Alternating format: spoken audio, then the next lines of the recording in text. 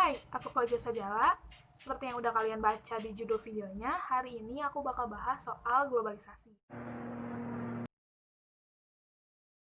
Globalisasi merupakan sebuah istilah yang muncul pada tahun 1980. Globalisasi secara etimologis berasal dari kata globe yang artinya bola dunia. Sedangkan akhiran sasi dari kata globalisasi memiliki makna sebuah proses atau suatu yang sedang berjalan atau terjadi pada saat ini. Globalisasi secara etimologis didefinisikan sebagai sebuah proses mendunia yang sedang terjadi saat ini, mencakup aspek-aspek dan bidang-bidang pada kehidupan masyarakat, bangsa, dan negara di seluruh dunia. Globalisasi mencangkup pada intensifikasi dan integrasi antara lokalisasi, ekonomi, dan budaya karena adanya percepatan arus dari orang, modal, tenaga kerja, ide, dan informasi melewati batas-batas negara. Globalisasi dilatar belakangi oleh adanya perkembangan teknologi, contohnya seperti adanya telepon, internet, website, pesawat, dan lain-lain. Perkembangan teknologi tersebut saling berkaitan dan berhubungan antara satu sama lain sehingga menciptakan sebuah jaringan transportasi dan informasi yang menyebabkan adanya pertukaran barang dan informasi antara satu sama lain di berbagai belahan dunia secara cepat dan mudah tanpa melalui proses yang panjang dan kompleks. Prinsipnya, globalisasi mengacu pada perkembangan-perkembangan yang cepat terhadap teknologi, terutama pada teknologi komunikasi, informasi, dan transportasi, sehingga dapat membawa tempat-tempat atau hal yang jauh menjadi lebih dekat sehingga dapat dijangkau dengan lebih mudah. Globalisasi dekat dengan aspek elektronik, di mana jarak tidak lagi menghambat interaksi antar manusia di seluruh dunia, di mana manusia dapat berinteraksi satu sama lain menggunakan media elektronik. Globalisasi memiliki banyak sekali definisi. Menurut Letters, globalisasi merupakan sebuah proses sosial di mana batas-batas geografis tidak lagi penting terhadap kondisi sosial budaya. Senada dengan hal tersebut, Anthony Giddens mendefinisikan globalisasi sebagai proses percepatan intensif yang mendunia, berupa hubungan-hubungan sosial yang mengaitkan antara satu negara dengan negara lain, di mana proses percepatan yang mendunia ini membawa sebuah perubahan yang signifikan. Menurut Anthony Giddens, globalisasi menciptakan sebuah ketergantungan antara negara dengan negara, manusia dengan manusia, melalui perdagangan, perjalanan, wisata, budaya, informasi, dan interaksi yang luas sehingga batas-batas negara menjadi lebih sempit. Friedman mengatakan ada 6 ciri-ciri dari globalisasi. Ciri yang pertama adalah adanya transformasi makna mengenai ruang dan waktu. Teknologi komunikasi yang hadir pada globalisasi telah mengkompres ruang dan waktu saat kita berinteraksi. Hal ini menimbulkan perubahan konsepsi dari ruang dan waktu. Ruang tidak lagi dibatasi oleh sebuah teritori fisik dan waktu tidak lagi dibatasi oleh sebuah jarak. Ciri yang kedua adalah perekonomian bangsa-bangsa saling bergantung satu sama lain. Produksi barang dan jasa di suatu negara bergantung pada proses produksi dan perakitan di negara lain. Dengan kata lain, interkoneksi pada proses produksi telah menciptakan hubungan saling ketergantungan. Ketiga adalah adanya pertukaran ide dan informasi yang cepat melalui media.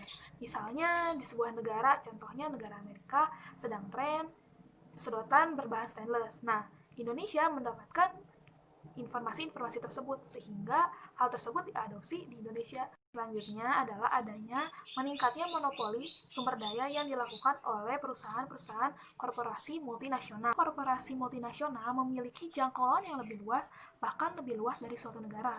Fenomena ini memunculkan adanya dominasi perusahaan raksasa melebihi dominasi suatu negara. Selanjutnya adalah adanya kebijakan publik di bawah bayang-bayang lembaga internasional. Nah, peraturan di suatu negara atau kebijakan di suatu negara tidak lagi murni dilakukan oleh pemerintah, baik di sektor politik, ekonomi, sosial maupun budaya. Tapi kebijakan yang ada merupakan hasil negosiasi antara perusahaan-perusahaan atau lembaga-lembaga internasional. Ciri yang selanjutnya adalah adanya masalah sosial yang menjadi konsen bersama. Permasalahan suatu negara tidak hanya menjadi masalah internal yang diurusi oleh internal negara saja, tapi menjadi perhatian dari seluruh masyarakat dunia. Hal ini ditunjukkan dengan ada sebuah isu yang mengglobal, yang mendesak dan menjadi pusat perhatian seluruh dunia. Fenomena globalisasi merupakan sebuah fenomena yang multidimensi. Pada prosesnya, globalisasi tidak hanya bertumpu pada satu dimensi saja, misalnya hanya pada dimensi ekonomi saja atau dimensi sosial saja. Fenomena globalisasi merupakan serangkaian proses multidimensi yang bergerak secara simultan. Menurut Manfred Steger, salah seorang sosiolog dari Australia, beliau menyebutkan terdapat 4 dimensi dari globalisasi. Yang pertama adalah dimensi ekonomi, kedua dimensi politik, ketiga dimensi kultural, dan yang keempat adalah dimensi ekologi. Globalisasi berkaitan dengan perubahan. Perubahan ini terjadi pada aspek ekonomi, politik, ekologi, maupun pada aspek sosial. Perubahan yang terjadi merupakan konsekuensi dari hadirnya globalisasi. Globalisasi memungkinkan masuknya berbagai pengaruh-pengaruh dari luar yang dapat mempengaruhi kehidupan sosial dalam suatu negara. Sumarjan, perubahan sosial merupakan perubahan yang terjadi pada lembaga kemasyarakatan yang ada di masyarakat. Perubahan ini mempengaruhi sistem sosial, termasuk di dalamnya nilai, sikap, dan pola perilaku antara individu dan kelompok dalam masyarakat. Salah satu contohnya adalah perubahan gaya hidup pada masyarakat menjadi gaya hidup konsumtif. Globalisasi erat kaitannya dengan teknologi komunikasi. Teknologi komunikasi memungkinkan adanya akses yang lebih mudah dan lebih luas kepada masyarakat untuk melihat atau mengakses suatu barang. Akses tersebut, masyarakat dapat melihat berbagai macam barang di berbagai tempat di internet. Dengan melihat berbagai macam barang tersebut, masyarakat tergugah rasa inginnya untuk memiliki atau mendapatkan suatu barang. Rasa ingin tersebut membentuk dan menimbulkan sebuah selera dan gaya hidup. Rasa ingin dapat dipenuhi dengan cara melakukan kegiatan konsumsi. Kegiatan konsumsi ini tapi dibatasi oleh dua hal, yaitu kebutuhan dan kesenangan. Gaya hidup konsumtif terjadi ketika proses konsumsi ini menitikberatkan hanya pada kesenangan saja, bukan pada kebutuhan. Menurut Jean Baudrillard, konsumsi pada gaya hidup konsumtif tidak lagi dilakukan untuk memenuhi kebutuhan yang mendesak, tapi dilakukan untuk memenuhi gaya hidup. Jadi, konsumsi dilakukan untuk mencapai atau mengkomunikasikan gaya hidup seorang kepada orang lain. Kemudian muncul sebuah istilah yang dikenal dengan namanya BPJS. Tapi BPJS di sini bukan soal kesehatan, melainkan singkatan dari budget pas-pasan jiwa sosialita.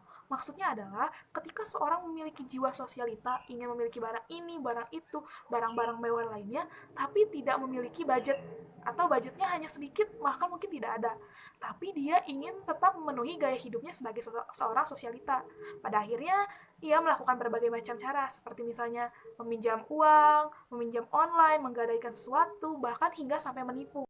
Tersebut merupakan sebuah contoh yang memperlihatkan terjadi perubahan sosial di antara masyarakat, di mana terjadi perubahan pada pola perilaku, terutama pada pola perilaku konsumsi. Yang awalnya kegiatan konsumsi untuk memenuhi kebutuhan berubah menjadi kegiatan yang dilakukan untuk memenuhi gaya hidup atau untuk menjadi suatu alat menaikkan kelas sosial. Globalisasi membawa berbagai macam dampak kepada masyarakat, baik itu dampak positif maupun dampak negatif. Pertama, kita akan membahas mengenai dampak positif yang ditimbulkan oleh globalisasi. Dampak positif yang pertama adalah kemudahan mendapatkan informasi dan pengetahuan. Kemudahan yang kedua adalah mudah dalam melakukan komunikasi. Yang ketiga adalah mobilisasi yang tinggi atau kemudahan dalam transportasi. Keempat adalah menumbuhkan sikap kosmopolitan dan toleransi. Yang kelima adalah memacu kualitas diri. Globalisasi memang memberikan berbagai macam dampak positif, tapi globalisasi juga memberikan berbagai macam dampak negatif. Seperti yang pertama adalah informasi banyak tidak tersaring. Yang kedua adalah perilaku tidak kreatif. Hal ini dikarenakan kemudahan dan perilaku konsumtif. Yang ketiga adalah meniru banyak perilaku yang tidak baik atau perilaku buruk. Empat adalah sikap menutup diri atau pikiran yang sempit. Yang kelima adalah mudahnya terpengaruh oleh suatu kebiasaan dari negara lain yang tidak cocok dengan suatu negara. Dan yang keenam adalah menularnya berbagai macam penyakit. Globalisasi memiliki kaitan yang erat dengan kapitalisme. Kapitalisme merupakan sebuah sistem ekonomi di mana perdagangan, industri, dan alat-alat produksi dikuasai oleh swasta dengan tujuan untuk mendapatkan keuntungan. Secara historis, kapitalisme merupakan pendorong dari terjadinya globalisasi. Interkoneksi yang terjadi akibat dari globalisasi telah membuka akses kepada para pemodal dan para perusahaan asing untuk mencari atau mengekspansi daerah baru guna memproduksi barang-barang. Tidak hanya itu, globalisasi juga telah membuka sebuah pasar baru di mana para pemodal bisa dengan mudah dan bebas memasarkan produk mereka. Dengan globalisasi, dunia digambarkan sebagai sebuah pasar tunggal yang sangat luas. Ekspansi, terbukanya pasar, hal ini mendorong tersedianya berbagai macam produk kepada masyarakat. Ketersediaan produk membuat daya konsumsi masyarakat semakin meningkat. Ketika daya konsumsi masyarakat semakin meningkat, otomatis permintaan terhadap seluruh produk juga semakin meningkat, dan ini mendorong terjadinya produksi secara besar-besaran. Nah, ketika produksi semakin besar, tentunya produk pun semakin besar juga. Nah, hal ini merupakan sebuah lingkaran bisnis yang terus dilanggengkan sebagai upaya mempertahankan sistem kapitalisme. Perekonomian merupakan aspek penting pada kehidupan manusia, karena perekonomian menyangkut hajat hidup orang banyak. Pada perkembangannya, globalisasi menciptakan ketergantungan antara satu negara dengan negara lain. Ketergantungan ini pada akhirnya menciptakan sebuah sistem yang bernama ekonomi global. Pada perkembangannya, ekonomi global banyak dipengaruhi oleh gagasan-gagasan yang menjadi landasan dari sebuah sistem perekonomian. Terdapat dua gagasan yang mempengaruhi sistem perekonomian. Pertama adalah gagasan sistem ekonomi sentral dan yang kedua adalah sistem ekonomi pasar. Dua gagasan tersebut dibawa oleh dua orang ekonom. Yang pertama adalah John Maynard Keynes dengan mazhab Keynesian, dan yang kedua adalah Friedrich August Hayek dengan mazhab Austrian School.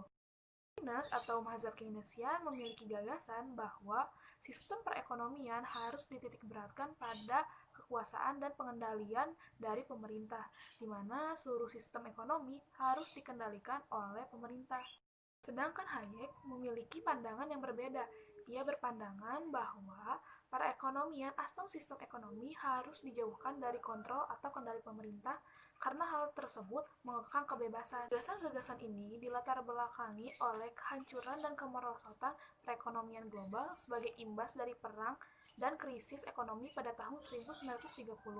Dua gagasan ini diharapkan menjadi sebuah solusi untuk kembali memulihkan perekonomian global. Pas perang dan krisis ekonomi, gagasan dari Keynes menyebar di belahan dunia barat, dan gagasan ini dipakai oleh sebagian banyak dari negara-negara yang ada di dunia. Gagasan ini menjadi satu-satunya model yang digunakan pada saat itu, karena gagasan ini dipandang sebagai solusi yang tepat untuk kembali memulihkan perekonomian. Terlebih pada saat itu muncul kekecewaan dan ketidakpercayaan masyarakat kepada kekuatan pasar. 30 tahun kemudian atau bertepatan pada era 1970-an terjadi perubahan arus sistem perekonomian, di mana saat itu terpilihnya Margaret Thatcher di Inggris dan Ronald Reagan di Amerika telah mempelopori penggunaan sistem perekonomian pasar. Hal ini didasari karena pada saat itu sistem perekonomian Keynes mengalami stagnasi ekonomi dan terjadi kemerosotan perekonomian di negara-negara yang menggunakan sistem perekonomian tersebut. Setelah melihat bagaimana keberhasilan dari Margaret Thatcher dan Ronald Reagan mengatasi kemerosotan ekonomi, negara-negara lain mulai beralih dari sistem perekonomian yang awalnya dipegang penuh oleh pemerintah menuju sistem perekonomian pasar. Globalisasi mendorong terjadinya pembangunan. Globalisasi secara ekonomi yang didasarkan pada sistem pasar bebas yang kemudian dirangsang oleh kemajuan teknologi menciptakan sebuah transformasi ekonomi yang diharapkan dapat memajukan negara-negara dan memberantas kemiskinan. Globalisasi juga membawa potret suram bagi negara-negara dunia ketiga, di mana globalisasi dapat menciptakan juga kemiskinan. Globalisasi menggerus negara-negara dunia ketiga, di mana sistem ini diciptakan dan dipandang hanya menguntungkan untuk negara-negara maju saja, sedangkan negara berkembang tetap bergelut dalam kemiskinan.